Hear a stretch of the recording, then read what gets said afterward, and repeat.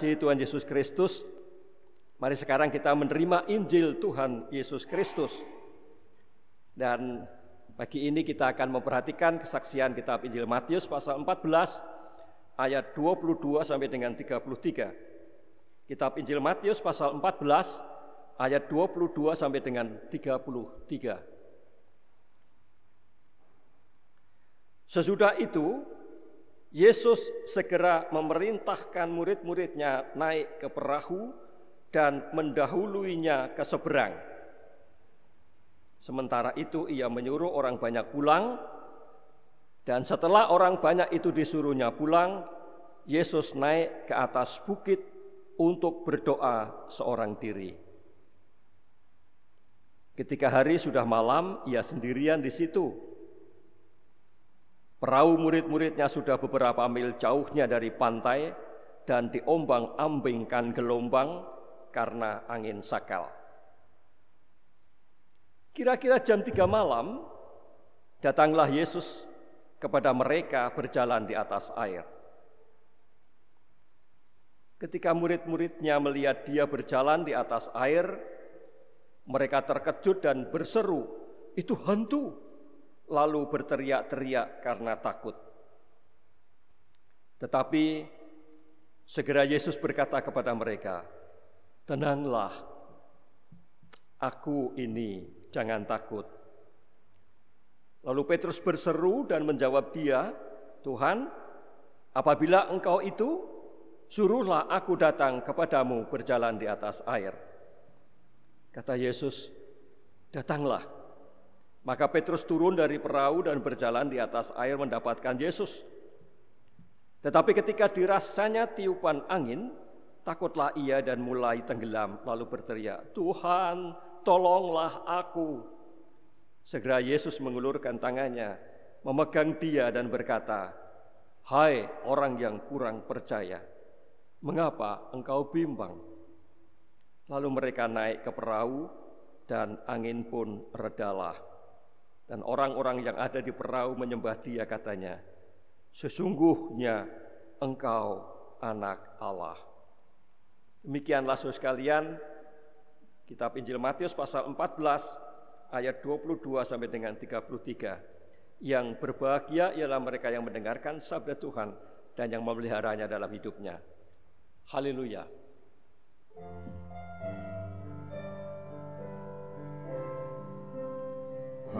Haleluya, haleluya, haleluya, amin. Haleluya, haleluya, haleluya, amin. Saudara-saudara sekalian, khotbah saya pagi ini akan ditemani oleh Mas Alex. Mari Mas, silakan.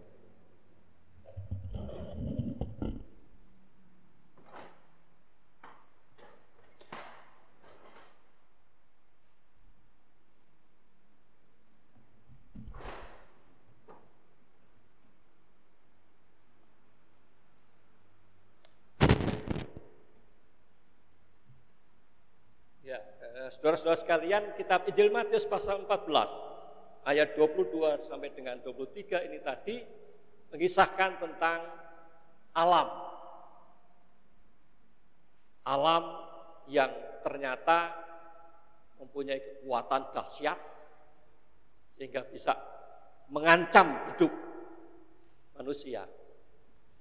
Tetapi alam yang mempunyai kekuatan dahsyat itu juga bisa ditundukkan oleh Tuhan Yesus Kristus.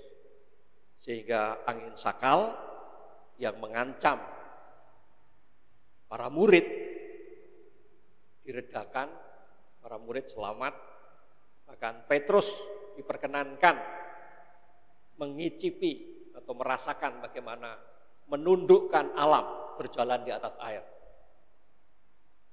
Di alam yang mengancam bisa ditundukkan dan bermanfaat bagi manusia. Saya mengajak Mas Alex karena Mas Alex ini adalah pecinta gunung. Sudah berapa gunung didaki Ini hidup.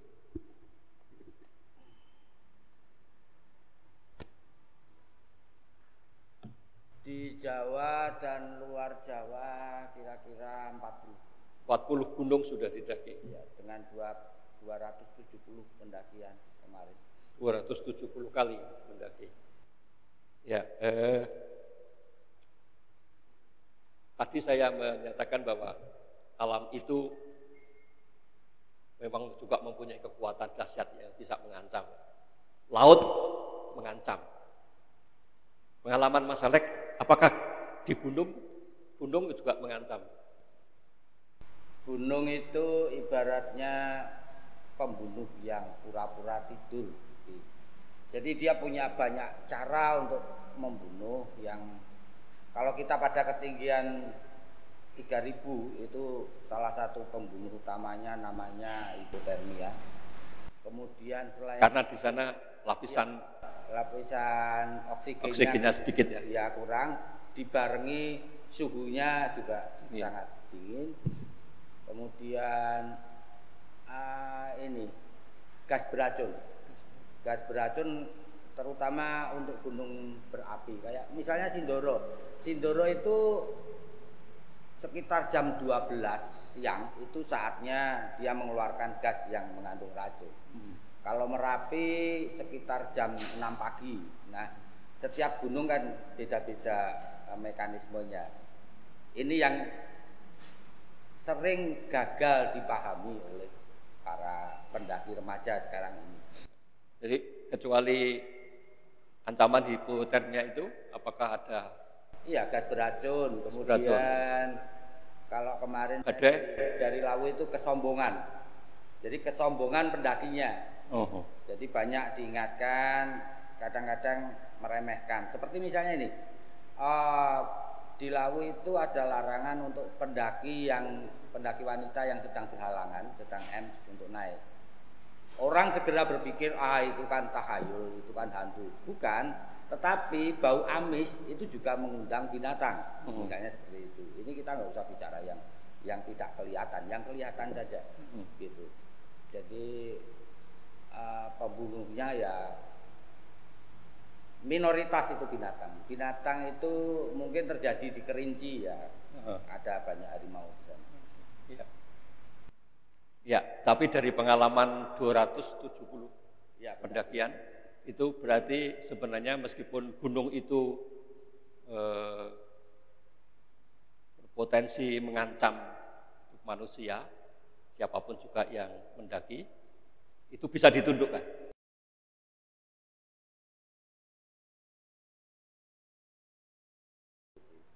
Jadi bukan dilawan. Pada waktu muda saya berpikir kalau saya mendaki puncak berarti saya kalahkan dia. Sekarang tidak. Kalau saya berhasil sampai ke puncak, berarti saya bisa mengikutinya. Maunya gimana? Kalau saya menjadi capek, berarti harusnya saya memang istirahat. Kalau dulu tidak, waktu muda tidak begitu. Jadi bukan ditundukkan, tapi kita ngikutin. Misalnya begini. Gunung Raung itu harimau hitam itu turun sampai kebun kopi. Karena apa? Karena makanannya itu diburu.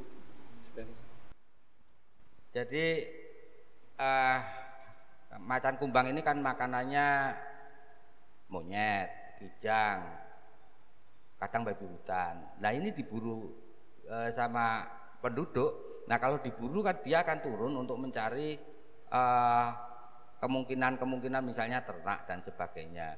Nah cara kita ya kalau mau selamat ya berhenti memburu itu, atau kebun kopinya itu nggak usah dibikin aja, karena kebun kopi itu juga mendesak hutan, mendesak wilayahnya dia. Jadi habitat dia terkurangi. Ya, betul. Jadi selama ini dari pengalaman ini berarti memang terjadi perubahan paradigma juga, Pak Rema. Iya. Dulu menganggap bahwa alam bisa ditundukkan, sekarang katakan alam itu harusnya dicintai. Iya, betul. Baik.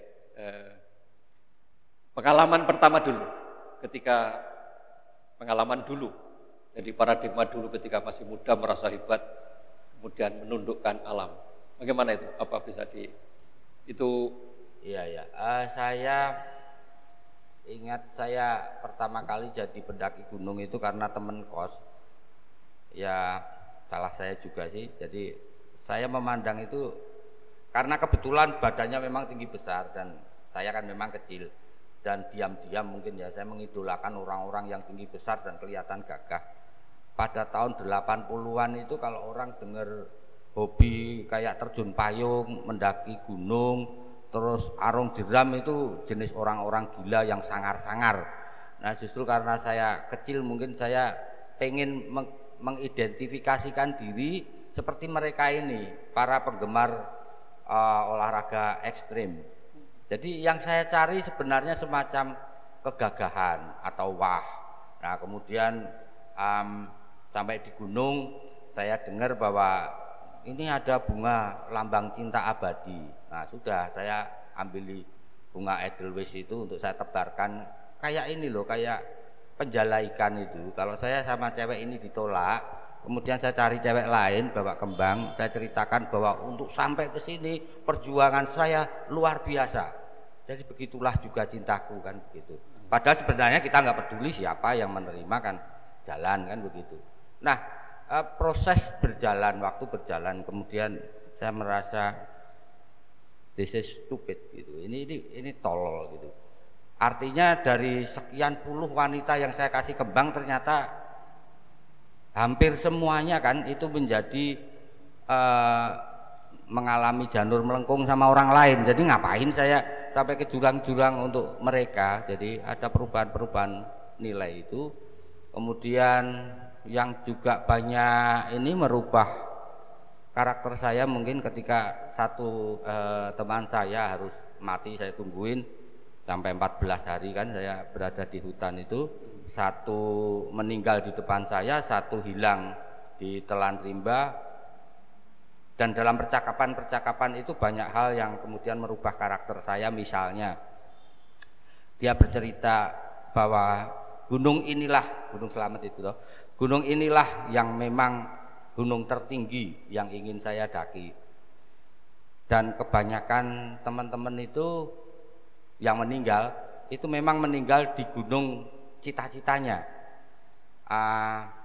Lalu saya berkata pada teman saya almarhum itu, oke, kalau begitu saya akan mencita-citakan mendaki Kartens piramid Jayawijaya, tapi saya nggak akan pernah mendakinya. Hal-hal semacam ini yang kemudian melahirkan perenungan-perenungan, kayak misalnya saya mempunyai satu tujuan tapi saya tidak akan sampai ke sana. Ini kan merubah karakter karena kemudian sikap saya kepada Tuhan pun kira-kira menjadi seperti itu. Saya mendekati Tuhan tapi tanpa memakai pengenalan fisik. Saya nggak perlu bisa melihatnya, bisa menciumnya, membauinya. Saya tidak perlu lagi bukti-buktinya. Saya mencintai, that's all. Gitu. Jadi, perubahan ya ini bukan hanya paradigma tapi perubahan keyakinan gitu. Iya. Itu karena kehilangan teman segala itu ya. Salah satunya penyebabnya kehilangan teman di Gunung Slamet itu ya. Ya. Yang temannya meninggal. Dan beruntung Mas Alek ternyata selamat meskipun itu kelihatannya sangat mustahil gitu ya. Ya. Sangat mustahil karena yang lain mati kok, yang satu selamat gitu ya. Oke. Nah sekarang kalau dulu itu ngambil Edelweiss, sekarang tidak pernah. Sama sekali. Tidak pernah sekali. Dan apa pesannya kepada para pendaki muda? Gimana ya? Fenomena pendaki yang sekarang ini menjadi tren ini sebenarnya bagus buat pengembangan wisata dan peningkatan ekonomi masyarakat di lereng gunung ya. Jadi banyak industri wisata yang kemudian wisata alam yang berkembang. Tetapi dampaknya ke lingkungan sangat luar biasa. Saya melihat monyet-monyet sekarang di gunung jadi pengemis dan itu membuat saya menangis. Mereka tidak bisa lagi mencari makan atau gagap menghadapi makanan, tapi lebih suka menunggu diberi para pendaki. Karena jumlah pendaki itu sekarang ribuan, jadi mereka tinggal menunggu remah-remah roti atau kalau tidak diberi kadang-kadang malah menyerang. Begitu juga babi hutan. Babi hutan zaman dulu menghindari manusia, sekarang dia mendekati ke tenda. Jadi kenapa para pendaki ini tidak berusaha makan apa yang ada? Karena sebenarnya 80% tanaman di hutan itu bisa dimakan. Jadi daripada bawa mie instan yang kita harus buang bungkusnya, itu mending bawa aja, bumbu garam apa-apa, banyak daun yang bisa dimakan. Saya kira kalau hanya bertahan hidup selama pendakian bisa. Kemudian hal-hal seperti tisu basah yang sangat susah dicerna, styrofoam dan sebagainya harus dibawa pulang. Sebab kalau tidak risikonya ini tidak bisa dicerna oleh tanah, butuh ratusan tahun. Jadi pilih bekal, kemudian kalau tidak ingin merepotkan orang dan tidak ingin menjadi celaka, ya minimal mempunyai pemahaman dasar untuk setiap gunung, karena beda.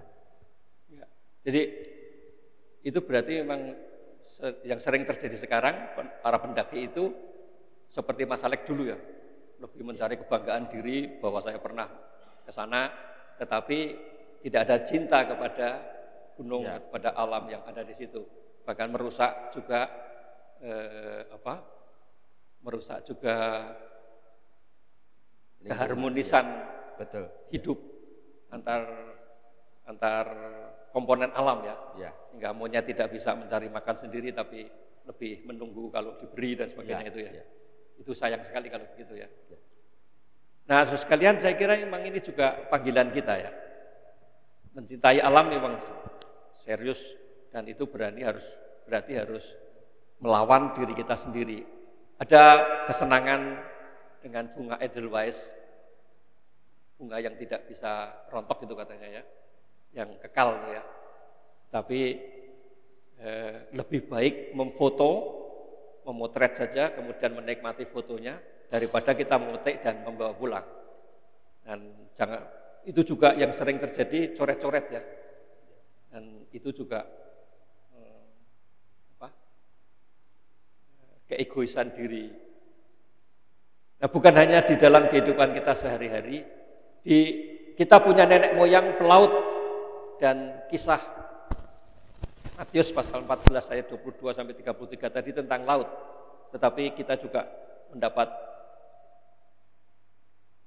pengalaman gunung, sementara kita punya pengalaman kehidupan sehari-hari di dataran. Dan panggilan kita, saudara sekalian, mari kita mencintai alam. Sekali lagi, yang saya menggarisbawahi apa yang tadi dikatakan, jangan ditundukkan alam, tetapi dicintai sehingga alam itu dirasakan menjadi berkat bagi kita. Kalau kita tundukkan, kemudian kita eksploitasi. Tapi kalau itu kita cintai, maka itu kita justru mendapatkan berkat dari alam itu. Amin.